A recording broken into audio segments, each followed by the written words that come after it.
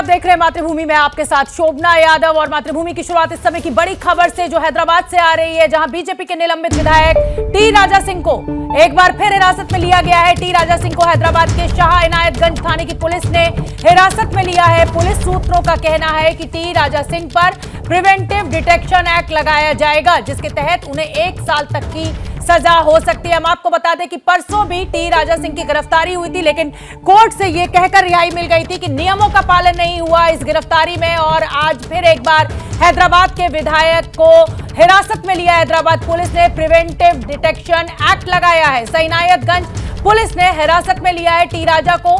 मोहम्मद पैगंबर के खिलाफ जिस तरीके की शब्दावली का इस्तेमाल किया गया, उसको लेकर, धार्मिक भावनाओं को आहत करने को लेकर यह गिरफ्तारी हुई है।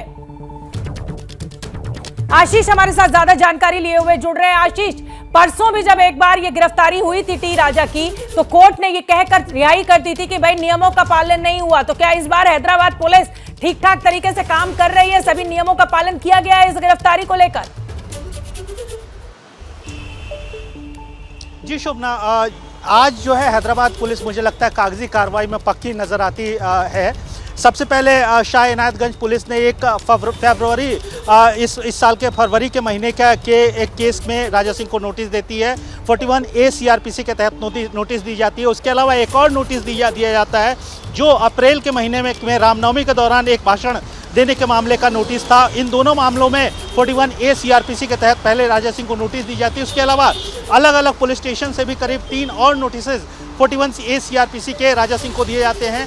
उसके बाद राजा सिंह एक वीडियो मैसेज जारी करते हैं। उनका वो आरोप लगाते हैं कि तेलंगाना के मंत्री तारक रामाराव KTR, जिनको कहा जाता है, होम मिनिस्टर महमूद अली और असदुद्दीन ओवैसी जो हैदराबाद के सांसद हैं, MIM प्रमुख हैं, वो तीनों मिलकर उनकी गिरफ्तारी की साजिश रच रहे हैं। इस वीडियो के रिलीज करने के थोड़ी देर बाद ही कमिश्नर टास्क फोर्स, जो Hyderabad city commissioner task force है, वो राजा सिंह के आवास में पहुंचती है मंगलहाट इलाके में। और अब राजा सिंह को हिरासत में ले लिया गया है। उच्च पदस्थ पुलिस सूत्रों की माने तो राजा सिंह के ऊपर प्रिवेंटिव डिटेंशन एक्ट के अंदर कार्रवाई होगी। Preventive detention act Hyderabad city police का वो कानून है जिसके अंदर किसी भी अपराधी को, किसी भी मुजरिम को करीब 1 साल तक जेल के अंदर रखा जा सकता है। पंजाब में प्रधानमंत्री मोदी की सुरक्षा में चूक को लेकर जांच कमेटी की रिपोर्ट आने के बाद बीजेपी प्रेस कॉन्फ्रेंस कर रही है। सीधे आपको वहां लिए चलते हैं। कहने पर हुआ, और इससे शर्मनाक बात क्या होगी कि बार बार चन्नी जी ने ऐसे बयान दिए। मैं तो यही कहूंगा कांग्रेस के नेताओं से कि आप चुनावों में ना घेर पाओ, संसद में ना घेर पाओ, सवालों में ना घेर पाओ, तो प्रधानमंत्री की सुरक्षा के साथ खिलवाड़ करो। सवाल यह उठता है कि ये नौकरशाह, ये पुलिस अधिकारी किसके इशारे पर ये खेल खेल रहे थे और सुरक्षा के साथ खिलवाड़ कर रहे थे, और प्रधानमंत्री जी की सुरक्षा के साथ हिला हवाली कर रहे थे, लीपा पोती कर रहे थे। किसके कहने पर कर रहे थे? सीएम चन्नी बार बार झूठ बोल रहे थे। यह किसकी ओर इशारा करता है? किस परिवार और किस पार्टी के नेता को वो रिपोर्टिंग बार बार कर रहे थे? सीएम की भाषा में इतना घमंड, इतना झलझलापन, यह अपने आप में दिखाता है कि अपने आप नहीं, अपने आकाओं के इशारे पर काम कर रहे थे। यह कहना 20 मिनट रुके, कुछ हुआ तो नहीं। कितनी गैर जिम्मेदाराना स्टेटमेंट है। इससे तो यही पता चलता है कांग्रेस का हाथ देश विरोधियों के साथ। यही नहीं रुके, अभी प्रधानमंत्री जी का तेलंगाना का दौरा था। उस समय भी प्रधानमंत्री जी के हेलीकॉप्टर आने से ठीक पहले उसी समय पर इतने बड़े बड़े काले गुब्बारे छोड़ दिए। यह भी एक बहुत बड़ी सुरक्षा के साथ खिलवाड़ का मामला था। लेकिन मित्रों, जैसा शास्त्रों में लिखा है हमारे, जो धर्म की रक्षा करता है, धर्म उसकी रक्षा करता है। लेकिन यहां पर सवाल तो यह खड़ा होता है कि तत्कालीन कांग्रेस सरकार ने ऐसा कैसे होने दिया, किसके इशारे पर होने दिया, और ये रूट कैसे पता चला, सुरक्षा में चूक क्यों हुई, इसका जवाब कांग्रेस को देना ही होगा। कौन इनके वो आका दिल्ली में है, कौन वो नेता है जो उस समय के मुख्यमंत्री को निर्देश दे रहे थे। ये पूरी स्क्रिप्ट दिल्ली में किस जगह पर कांग्रेस के लिखी गई और उसको लागू पंजाब के मुख्यमंत्री ने डीजीपी के माध्यम से एसएसपी पर किया। कोर्ट ने इस पर अपनी टिप्पणी बड़ी गंभीर भी की है। भविष्य में प्रधानमंत्री की सुरक्षा के साथ खिलवाड़ ना हो उसके भी इसमें कहा है। उस पर क्या क्या करना चाहिए, उपचारी उपाय क्या हो, सेफगार्ड्स क्या लिए जाएं, उस सब की बात भी कही है। लेकिन आज सवाल यह खड़ा होता है कि कांग्रेस ने देश के 130 करोड़ की जनता के पूर्ण बहुमत से चुने हुए दुनिया के सबसे लोकप्रिय नेता की सुरक्षा में खिलवाड़ क्यों होने दिया, ये सुनियोजित क्यों था और ये षड्यंत्र किसने रचा, ये कई सवाल अब आप सबके सामने आते हैं। अगली खबर झारखंड से, जहां ऑफिस ऑफ प्रॉफिट के मामले में मुख्यमंत्री हेमंत सोरेन की विधानसभा सदस्यता रद्द होने वाली है। सूत्रों के मुताबिक चुनाव आयोग ने राज्यपाल को अपनी सिफारिश भेज दी है, यानी झारखंड को नया मुख्यमंत्री मिल सकता है। झारखंड के राज्यपाल रमेश बैस आज ही दिल्ली से रांची पहुंचे हैं। हालांकि रांची एयरपोर्ट पर उन्होंने चुनाव आयोग की सिफारिश की जानकारी से इनकार किया है। अब सभी की नजरें राजभवन पर लगी हुई है। विधानसभा की सदस्यता रद्द हो सकती है। मुख्यमंत्री पद से हेमंत सोरेन हटेंगे तो क्या वो अपनी पत्नी कल्पना सोरेन को मुख्यमंत्री बनाएंगे या फिर कोई और चेहरा झारखंड मुक्ति मोर्चा से मुख्यमंत्री हो सकता है। ये तमाम विकल्प हेमंत सोरेन के सामने। क्या उनके चुनाव लड़ने की सदस्यता को अगले 6 साल के लिए रद्द कर दिया जाएगा? इन्हीं सवालों का इंतजार राज्यपाल पहुंच चुके हैं और राज्यपाल ने अभी कहा है कि उन्हें ऐसी चुनाव आयोग की किसी भी सिफारिश की जानकारी नहीं है। हालांकि एबीपी न्यूज ने जब हेमंत सोरेन से चुनाव आयोग की सिफारिश के बारे में पूछा तो उन्होंने कहा ऐसी कोई बात नहीं है। उल्टा उन्होंने मीडिया से ही सवाल करते हुए पूछ लिया कि आपसे ये सब कुछ कौन कह रहा है। तो सदस्यता रद्द होने की बात से हेमंत सोरेन ने इनकार किया है। मीडिया से ही सवाल पूछा कि आपसे ये सब कुछ, आपको ये जानकारी कौन दे रहा है। सर, एक तरफ आप इतने विकास के काम कर रहे हैं, लोगों की खुशी चेहरे में, और दूसरी तरफ सर निर्वाचन आयोग के फैसले पर आपके खिलाफ साजिश हो रही है, क्या लगता है सर? अभी कहाँ है, कौन बोल रहा है? ये है मुख्यमंत्री। उन्होंने कहा है कि जो पुलिसकर्मी आए थे छुट्टी पर उनको बधाई देने, तो एबीपी न्यूज ने जब उनसे सवाल किया कि एक तरफ आप विकास के काम गिना रहे हैं, दूसरी तरफ निर्वाचन आयोग की बात सामने आ रही है, तो कह रहे हैं एबीपी न्यूज से बात करते हुए हेमंत सोरेन ने एबीपी न्यूज के सवाल पर कहा कि कौन बोल रहा है ये। हमारे साथ ज्ञानेंद्र जुड़ रहे हैं ज्यादा जानकारी लिए हुए। ज्ञानेंद्र, ये सबको जो हलचल सुबह से चल रही है वो हम अपने दर्शकों को दिखा रहे हैं, लेकिन अब ये जानना जरूरी हो जाता है कि हेमंत सोरेन कह रहे हैं कि भाई मुझे कोई जानकारी नहीं है इस फैसले की। उधर राज्यपाल एयरपोर्ट पर पत्रकारों से बात करते हैं तो कहते हैं मुझे जानकारी नहीं है। तो आखिर ये सस्पेंस क्यों बना के रखा जा रहा है? अब कब तक इंतजार करना होगा? क्योंकि ये तो हमारे सूत्र बता रहे हैं कि ये सिफारिश कर दी गई है केंद्रीय चुनाव आयोग के द्वारा कि ये जो प्रॉफिट ऑफिस ऑफ प्रॉफिट है उसमें जिम्मेदार है हेमंत सोरेन। शोभना, एक मुख्यमंत्री की कुर्सी जा रही है। एक प्रदेश के मुख्यमंत्री जो हेमंत सोरेन हैं वो अब कुर्सी से उतरने वाले हैं, और ये सूत्र नहीं बल्कि ये खबर आ गई है कि जो चुनाव आयोग की चिट्ठी है और राजभवन पहुंच गई है। और मेरे राजभवन के अभी ताज़ा सूत्र जो ये बता रहे हैं कि ये फैसला देर शाम या रात तक हो सकता है, क्योंकि लगातार तकनीकी पहलू पर बातचीत हो रही है और कोई भी फैसला जब होना हो उस पर राज्यपाल सभी पहलुओं को ध्यान में रखकर ही फैसला लेंगे। फिलहाल अभी का अपडेट ये है कि जैसे ही राज्यपाल रमेश बैस पहुंचे हैं रांची, उसके बाद से सीएम हाउस में हलचल तेज हो गई थी। यहाँ तमाम मंत्री और संगठन के लोग पहुंचने लगे थे और वो सब लोग यहाँ पहुंचकर लगभग 1 से 2 घंटे यहाँ बैठक हुई। जमावड़ा अभी भी है, मीडिया कर्मी इंतजार कर रहे हैं कि कब ये खबर राजभवन से आएगी। लेकिन राजभवन जब हम पता कर रहे हैं तो राजभवन से ये कहा जा रहा है कि देर शाम या रात तक इस पर फैसला आएगा। और चूंकि बहुत बड़ा फैसला है और माफ़ कीजिएगा, और हेमंत सोरेन की कुर्सी जा सकती है, इसलिए ये फैसला लेने में थोड़ा वक्त लग रहा है, लेकिन अब सब कुछ साफ हो जाएगा। हेमंत सोरेन से एबीपी न्यूज़ ने एक्सक्लूसिव जब ये सवाल पूछा उनसे, मैंने ये सवाल पूछा कि आप बताइए, अगर आप इतने विकास के काम गिना रहे हैं तो फिर आपको इस बंगले से बेदखल कौन करना चाहता है और इस सीएम हाउस से कौन हटाना चाहता है? तो उन्होंने कहा कौन कह रहा है ये, मतलब वो भी अनजान बन रहे हैं इस पूरी का जो भी उनके खिलाफ चल रही है। भली बात नहीं जानते हैं ज्ञानेंद्र, लेकिन मेरा सवाल आपसे ये है कि अगर हेमंत सोरेन हट रहे हैं, अगर क्या मतलब मुझे लग रहा है कि शाम तक ये फैसला आ ही जाएगा, विधानसभा सदस्यता रद्द करने का आदेश दे दिया गया है। दो सवाल अहम हो जाते हैं कि अगला मुख्यमंत्री झारखंड का कौन होगा? क्या कल्पना सोरेन हो सकती है या शिबू सोरेन मोर्चा संभालेंगे या फिर सोरेन परिवार से इतर कोई और मुख्यमंत्री झारखंड मुक्ति मोर्चा का बनेगा? और दूसरा जो बहुत अहम सवाल हो जाता है वो ये कि क्या अगले 6 साल के लिए, 5 साल के लिए, 2 साल के लिए उनके चुनाव लड़ने पर भी रोक लग सकती है? क्या कह रहे हैं आपके सूत्र? ये जो मुख्यमंत्री वाला मामला है इस पर मैं बाद में आऊंगा शोभना, लेकिन जो सबसे महत्वपूर्ण सवाल आपने बाद में पूछ लिया कि क्या 6 साल के लिए सदस्यता रद्द हो सकती है, इस पर चर्चा हुई है राजभवन में, इस पर चर्चा हुई है और मुझे जानकारी जो है मैं उसको आधिकारिक रूप से नहीं बोल सकता हूं, मेरी बाध्यता है, लेकिन इस पर बहुत गहन चर्चा हो रही है, ये मैं दावे के साथ बोल सकता हूं। अब आपका सवाल जो पहला था कि मुख्यमंत्री कौन होगा, क्या सोरेन परिवार से ही होगा? तो देखिए मुख्यमंत्री कौन होगा, कल्पना सोरेन अगर उनको किसी सीट से लड़ना पड़ेगा तो जनरल सीट से चुनाव लड़ना पड़ेगा। उनकी बात जरूर सामने आई थी, लेकिन जिस तरह से आज यहां संगठन मंत्रिमंडल की बैठक हुई है, अभी अगर 6 साल के लिए सदस्यता रद्द होती है तब ये बात आएगी कि हेमंत सोरेन अब मुख्यमंत्री यहां के नहीं रहेंगे। ऐसे में मुख्यमंत्री कौन होगा इसकी अंदर की मंत्रणा, क्योंकि जगन्नाथ महतो जो यहां पर शिक्षा मंत्री हैं उनसे मैंने बात की थी, तो उन्होंने भी इस बात को कहा था कि पहले बच्चा पैदा होने दीजिए, लड़का होती है या लड़का, लड़के या लड़की, तब तो तय करेंगे कि कपड़ा क्या खरीदेंगे।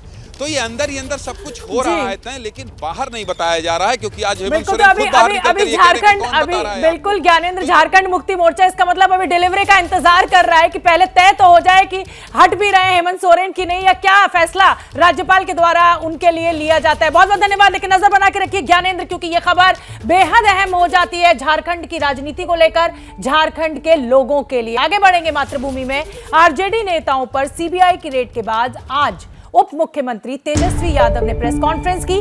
जांच एजेंसियों की कार्रवाई पर तेजस्वी यादव गुस्से में नजर आए और उन्होंने प्रेस कॉन्फ्रेंस में ही सीबीआई को भी धमकी दे दी। तेजस्वी यादव ने कहा कि सीबीआई को लगता है कि एक ही पार्टी की सरकार रहेगी, क्या आपके बच्चे और परिवार नहीं है? तो प्रेस कॉन्फ्रेंस में एक तरीके से धमकी दी सीबीआई के अधिकारियों को। सीबीआई को लगता है कि एक ही सरकार रहेगी। रेड के बाद तेजस्वी यादव कुछ तल्ख अंदाज में नजर आए आज अपनी प्रेस कॉन्फ्रेंस में। आपके बच्चे और परिवार नहीं है क्या? क्या सीबीआई के अधिकारियों को यह लगता है कि एक ही सरकार रहेगी? रेड के बाद नाराज नजर आए तेजस्वी यादव। सुनिए क्या कुछ कहा। क्या सीबीआई वालों के माँ बेटे नहीं है, उनका परिवार नहीं है? क्या वो हमेशा सीबीआई ऑफिसर रहेंगे?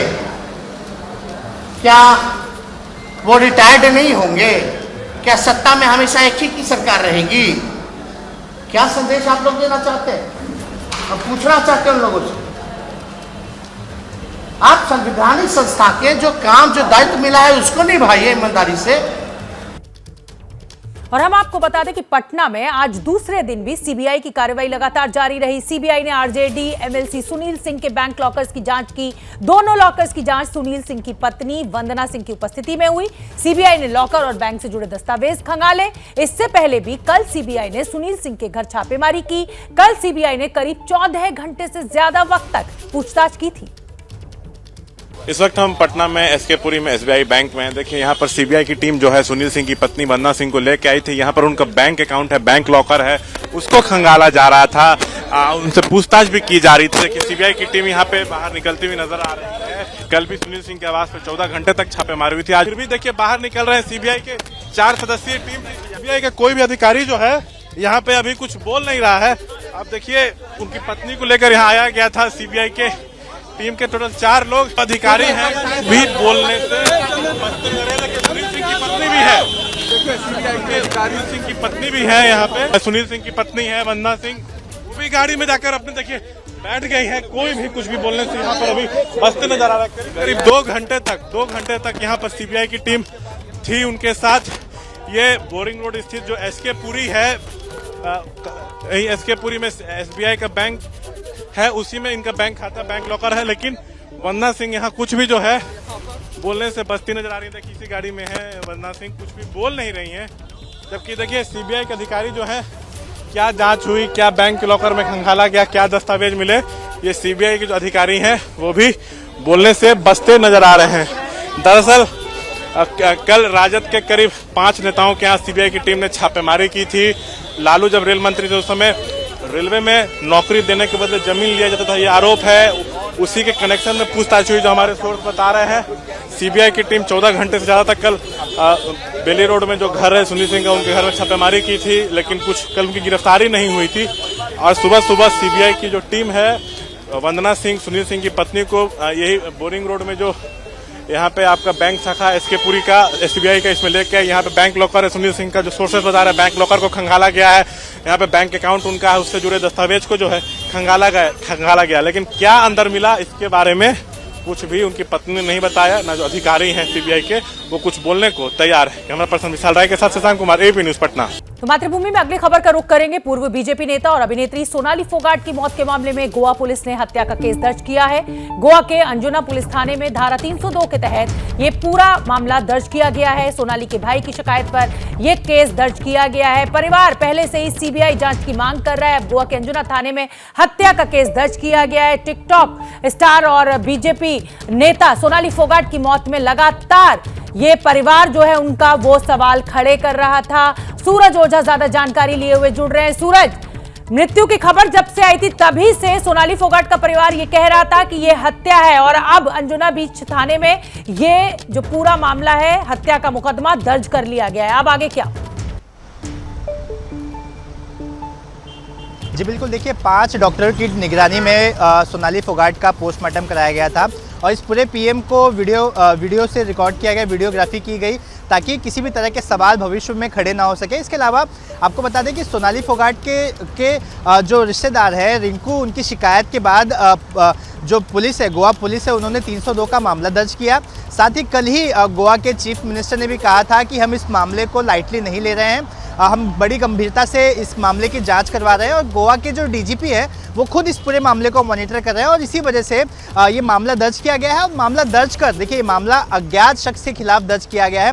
शुरुआत में जो बात आ रही थी कि वो कार्डियक अरेस्ट की वजह से उनकी मौत हुई है, लेकिन देखिए परिवार वालों का जिस तरह से आरोप है, उस आरोप के बिना पर 302 के तहत मामला दर्ज किया गया है।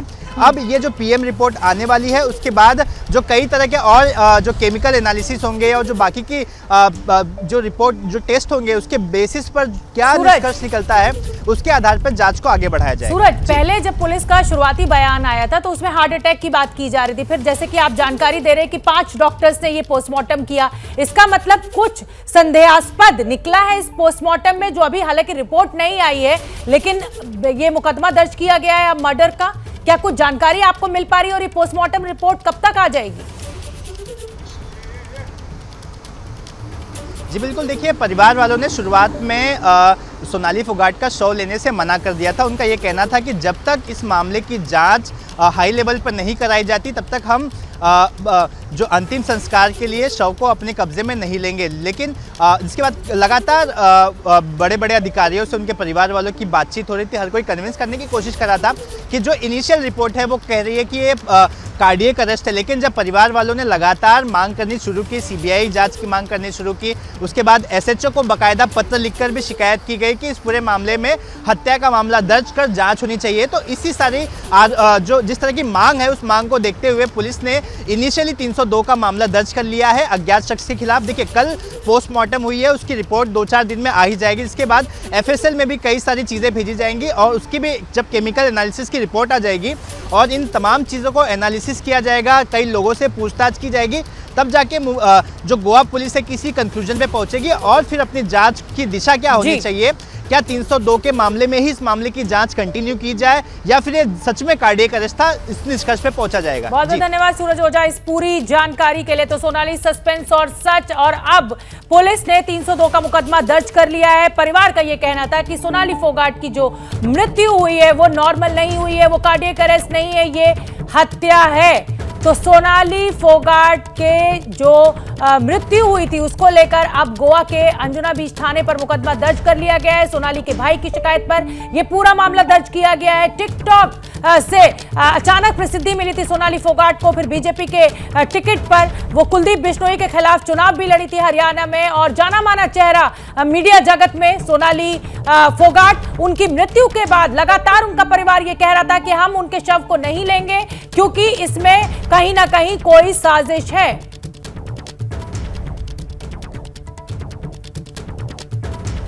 और इस समय की बड़ी खबर हम आपको बता दें, टी राजा जो हैदराबाद में पैगंबर मोहम्मद की बेअदबी का जो पूरा मामला है उसमें टी राजा पर प्रिवेंटिव डिटेक्शन एक्ट लगा है। एबीपी न्यूज ने सबसे पहले अपने दर्शकों को यह खबर दी और एबीपी न्यूज की खबर पर मुहर लगी।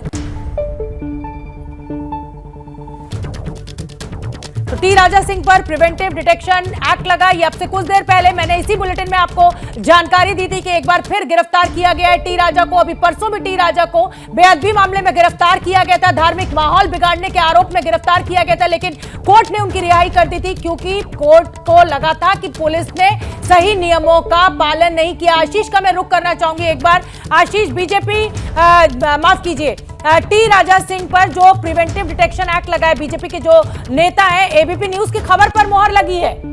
हम ये पहले से बता रहे थे अपने दर्शकों को। जी हाँ शोभना, हमने ये बिल्कुल सबसे पहले अपने दर्शकों को बताया कैसे हैदराबाद सिटी पुलिस सख्त कार्रवाई की मंशा बना चुकी थी। अब हैदराबाद के गोशा महल से भारतीय जनता पार्टी के विधायक टी राजा सिंह को प्रिवेंटिव डिटेंशन एक्ट के अंदर हिरासत में ले लिया गया। उनको मेडिकल के लिए गांधी हॉस्पिटल लेके जाया जा रहा है, उसके बाद उनको सीधे जेल ले जाया जाएगा। पीडी एक्ट क्या है? पीडी एक्ट एक ऐसे कानून है हैदराबाद सिटी पुलिस के पास जिसके अंदर किसी भी हैबिचुअल ऑफेंडर को 1 साल तक जेल के अंदर रखा जा सकता है और इसके लिए न्यायिक प्रक्रिया को पालन करने की जरूरत नहीं है। एक गवर्नमेंट ऑर्डर इश्यू होता है, उस गवर्नमेंट ऑर्डर के आधार पे कमिश्नर ऑफ पुलिस हैदराबाद के रिकमेंडेशन पे सरकार गवर्नमेंट ऑर्डर इश्यू करती है। उसके तहत किसी भी अपराधी को जो क्रिमिनल ऑफेंस करने वाले लोग होते हैं, जिसका क्रिमिनल नेचर होता है, उनको 1 साल तक जेल के अंदर रखा जा सकता है। ये बहुत बड़ी कार्रवाई है तेलंगाना सरकार और हैदराबाद पुलिस की तरफ से एक विधायक को पीडी एक्ट के अंदर बंद करने का, पीडी एक्ट के अंदर बुक करने का। बहुत बहुत धन्यवाद आशीष इस पूरी जानकारी के लिए। तो विधायक राजा सिंह को एक बार फिर हिरासत में लिया गया और प्रिवेंटिव डिटेक्शन एक्ट के तहत उनकी ये गिरफ्तारी हुई है जिसमें 1 साल तक जेल से रिहाई होना मुमकिन नहीं होता है। और चलिए मातृभूमि में अब आगे बढ़ेंगे। अगली खबर दिल्ली से, जहां शराब नीति को लेकर मनीष सिसोदिया के खिलाफ सीबीआई रेड का मामला अब सरकार गिराने की साजिश तक पहुंच गया है और बीजेपी के खिलाफ मोर्चे की कमान खुद मुख्यमंत्री अरविंद केजरीवाल संभाल रहे हैं। आज मुख्यमंत्री अरविंद केजरीवाल के घर पर आम आदमी पार्टी के विधायक दल की बैठक हुई जिसमें पार्टी के 62 में से 53 विधायक पहुंचे। बाकी बचे 9 विधायक अलग अलग कारणों से नहीं पहुंच पाए, लेकिन पार्टी का दावा है कि सभी 62 विधायक उनके साथ हैं। विधायक दल की बैठक के बाद अरविंद केजरीवाल अपने विधायकों के साथ राजघाट पहुंचे। इसके बाद केजरीवाल ने बीजेपी पर विधायकों की खरीद फरोख्त की कोशिश का आरोप लगाया। अभी हमने देखा कुछ दिन पहले मनीष सिसोदिया जी के खिलाफ इन लोगों ने एक बिल्कुल झूठी और फर्जी एफआईआर दायर की। उसके आधार पे इन्होंने मनीष सिसोदिया जी के घर पे रेड मारी। रेड पूरा दिन चलती रही, मेरे ख्याल से 14 घंटे के करीब रेड चली। मनीष सिसोदिया जी के घर में सारे गद्दे, दीवारें, कुछ भी नहीं छोड़ा, सब छान मारा उन्होंने। उसके बावजूद लास्ट में उनको एक भी पैसे का अनअकाउंटेड कुछ नहीं मिला। पिछले कुछ दिन से हमारे एमएलए के पीछे पड़े हैं। हमारे एमएलए को एक एमएलए को 20-20 करोड़ रुपए का ऑफर दिया जा रहा है, 20-20 करोड़ रुपए का, कि आप 20 करोड़ रुपए ले लो और आप केजरीवाल जी की सरकार तोड़ दो, केजरीवाल जी को छोड़ दो, आम आदमी पार्टी को छोड़ दो और हमारे साथ आ जाओ। मुझे बेहद खुशी है कि हमारा एक भी एमएलए अभी तक नहीं टूटा है कि 40 एमएलए तोड़ के सरकार गिराने का इनका टारगेट है। तो ये तो आपने दिल्ली के मुख्यमंत्री अरविंद केजरीवाल को सुन लिया। दिल्ली में केजरीवाल सरकार की शराब नीति के विरोध में बीजेपी आज सड़कों पर उतरी है और बीजेपी ने शराब नीति के खिलाफ राजधानी में कई जगहों पर प्रदर्शन किया। बीजेपी ने आरोप लगाया कि शराब नीति में बदलाव के जरिए दिल्ली सरकार ने घोटाला किया है और शराब माफिया को फायदा पहुंचाया है।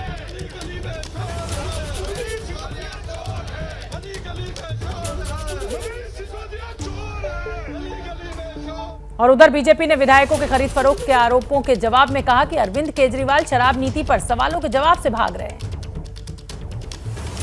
हमारा प्रश्न ये है कि हम निरंतर उनसे दिल्ली की आबकारी नीति पर प्रश्न पूछ रहे हैं, परंतु आप देख रहे हैं कि यह नई नवेली पार्टी एक पहेली बनती चली जा रही है।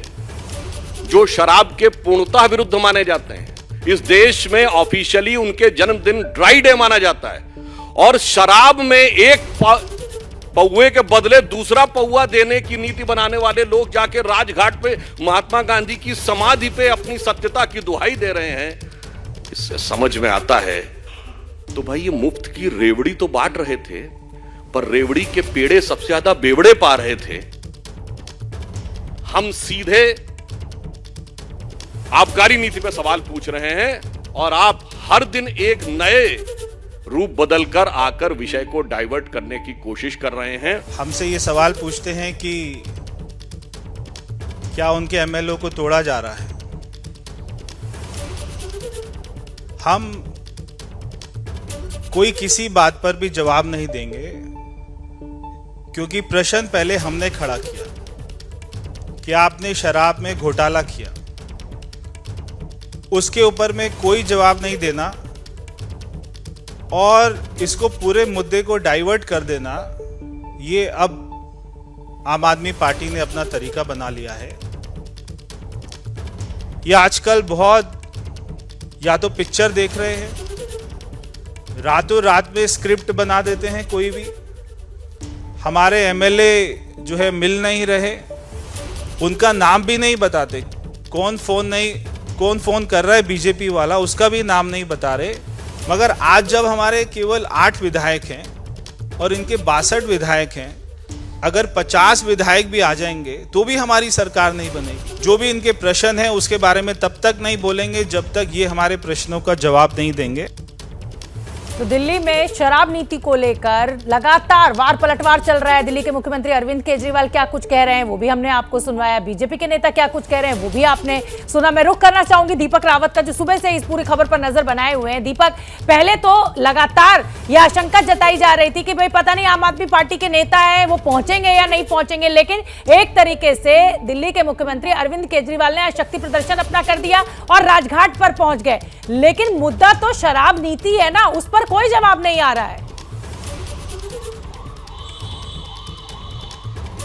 जी, साफ तौर पर आपने बिल्कुल ठीक कहा शोभना कि किस तरीके से शक्ति प्रदर्शन किया गया। सुबह से ही पहले ये खबर आती है कि कुछ विधायकों से संपर्क नहीं हो पा रहा है, एक के बाद एक तमाम नेता ये बयान देते हैं, फिर उसके बाद सभी विधायक पहुंच जाते हैं, फिर ये कहा जाता है कि हमारे सारे विधायक एक साथ हैं, कोई अलग नहीं और हमें कोई नहीं तोड़ सकता। फिर यही चीज़ दिखाने के लिए राजघाट में भी लोग पहुँचते हैं। वहाँ पर मुख्यमंत्री अरविंद केजरीवाल से भी ये सवाल पूछा गया कि बीजेपी बार बार ये आरोप लगा रही है कि आप शराब नीति के बारे में क्यों नहीं बात कर रहे हैं, उसमें जो घोटाला हुआ है उस पर क्यों नहीं बात कर रहे हैं। तो अरविंद केजरीवाल ने 2-3 चीज़ें कही। उन्होंने ये कहा कि बीजेपी के नेता ये बयान दे रहे हैं, पहले किसी ने कहा कि 12,000 करोड़ का घोटाला हो गया, किसी ने कहा 70,000 का घोटाला हो गया, लेकिन वो कह रहे हैं कि इतना तो दिल्ली का बजट ही नहीं है, तो 12,000 का घोटाला कैसे हो सकता है। उनके बयानों में खुद ही विरोधाभास है, वो समझ नहीं पा रहे कि कितना घोटाला हुआ है और क्यों घोटाला हुआ है। तो वो ये कह रहे हैं कि कोई घोटाला नहीं हुआ है, बस उनकी सरकार को तोड़ने की कोशिश की जा रही है, उनके विधायकों को अलग करने की कोशिश की जा रही है। और कुछ यही मैसेज आज आम आदमी पार्टी ने सुबह से ही देने की कोशिश की और ये भी कोशिश की कि उनके विधायकों को अगर इस तरीके से खरीदा जाएगा तो वो कहीं नहीं जाएंगे। उनको ये भी बताना था कि अगर उनके विधायक नहीं जाते हैं तो उनके खिलाफ और भी रेड हो सकती है। ये भी आम आदमी पार्टी के नेता लगातार कह रहे हैं, यानी वो कह रहे हैं कि मतलब कुल मिलाकर दिल्ली की राजनीति में दीपक शेर सवा शेर का खेल चल रहा है। बहुत बहुत धन्यवाद आपका इस पूरी जानकारी के लिए। पेगासस जासूसी कांड को लेकर जांच कमेटी की रिपोर्ट आने के बाद बीजेपी ने कांग्रेस पर निशाना साधा है। बीजेपी ने पेगासस को लेकर आरोप लगाने के मामले में कांग्रेस सांसद राहुल गांधी से माफी की मांग की है। बीजेपी नेता रविशंकर प्रसाद ने कहा कि कांग्रेस को जासूसी को लेकर उपदेश नहीं देना चाहिए। बीजेपी के मुताबिक मोदी सरकार को बदनाम करने के लिए जासूसी के आरोप लगाए गए। इससे पहले पेगासस जांच कमेटी ने अपनी रिपोर्ट में कहा कि उसे स्पाईवेयर के इस्तेमाल के पुख्ता सबूत नहीं मिले हैं। कमेटी ने सुप्रीम कोर्ट को बताया कि उसे लोगों की तरफ से कुल 29 फोन दिए गए, 5 में मालवेयर होने का अंदेशा पाया गया, लेकिन यह तय नहीं हो पाया कि यह पेगासस ही है। कमेटी ने अपनी रिपोर्ट में साइबर सुरक्षा को लेकर सुप्रीम कोर्ट को सिफारिश भी सौंपी। साथ ही सुप्रीम कोर्ट ने यह जानकारी भी दी कि कमेटी ने यह भी कहा कि पेगासस को जांच को लेकर जो कमेटी बनाई गई थी, सरकार ने उसको सहयोग नहीं दिया। मुख्य न्यायाधीश जी ने, सम्मानीय मुख्य न्यायाधीश जी ने इतना जरूर कहा कि कमेटी ने अपनी रिपोर्ट में किसी में भी पेगासस का वायरस नहीं पाया है। देश के सामने बोलने का हमारा दिन है। क्या क्या खुराफात नहीं किया था इन लोगों ने, जिस पर इतना तूफान खड़ा किया गया देश भर में कि भारत में जनता की प्राइवेसी को नुकसान बताया जा रहा है, इंस्टीट्यूशंस को कॉम्प्रोमाइज किया जा रहा है। प्रधानमंत्री अपनी पार्टी के अंदर पेगासस के द्वारा सर्वेलेंस करा रहे हैं, विपक्षियों का करा रहे हैं, पूर्व प्रधानमंत्रियों का करा रहे हैं। आरोप शुरू हो गया। तो क्या आज कांग्रेस पार्टी माफी मांगेगी? क्या राहुल गांधी माफी मांगेंगे? ये हैं बड़े सवाल। हालांकि रविशंकर प्रसाद सीधे सीधे कांग्रेस को आरोपी बता रहे हैं। उधर कमेटी ने अपनी रिपोर्ट में यह भी कहा है कि केंद्र सरकार ने इस जांच में सहयोग नहीं किया। तो फिलहाल मातृभूमि में आगे बढ़ेंगे और खबर लेंगे बाढ़ और बारिश से जुड़ी।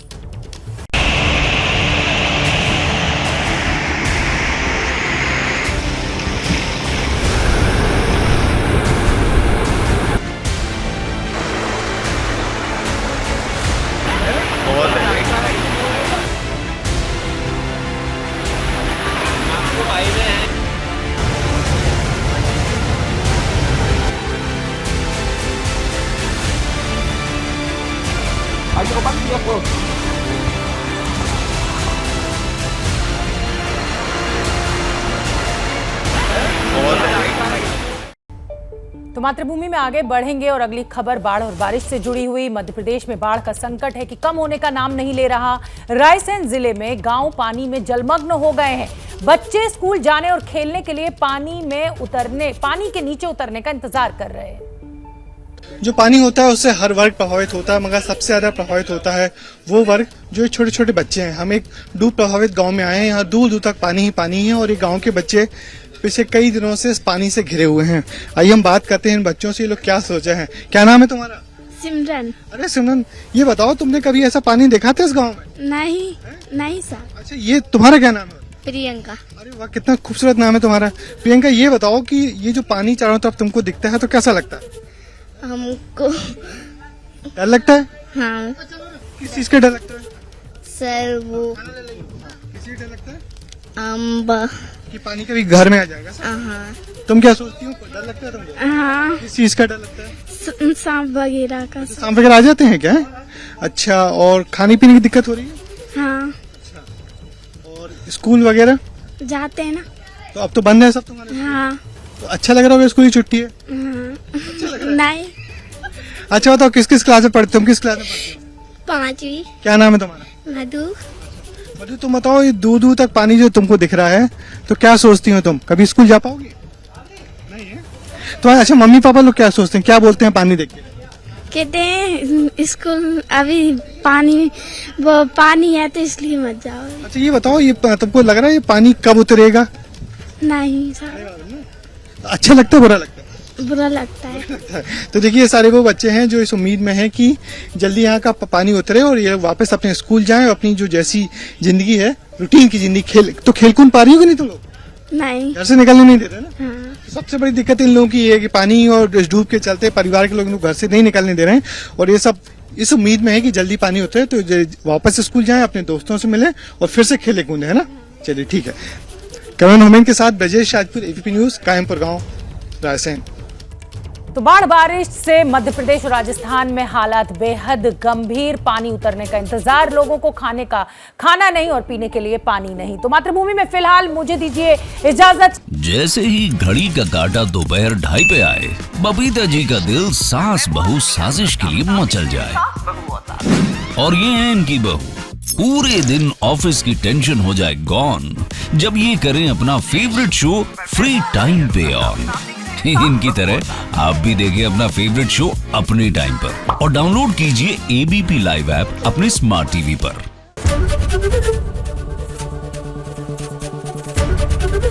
एबीपी न्यूज आपको रखे आगे।